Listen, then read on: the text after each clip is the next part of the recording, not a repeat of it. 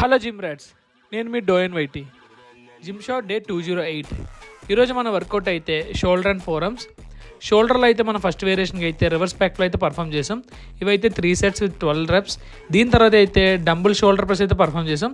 ఇది కూడా మనం 3 sets with 12 reps maximum failure వరకు అయితే వెళ్ళాం. దీని తర్వాత ఫ్రంట్ రైజ్ కోసం మనమైతే ఒక ప్లేట్తో అయితే ఫ్రంట్ రైజ్ పర్ఫామ్ చేసాం. సో ఇది కూడా 3 sets విత్ 15 reps. అలానే మేము అందరం కూడా మా టీం అందరం కూడా ఫ్రంట్ రైజ్ తీస్తూ చిన్నగా వీడియో అయితే రికార్డ్ చేసుకున్నాం. సో అదైతే మీరు వీడియో చూడొచ్చు.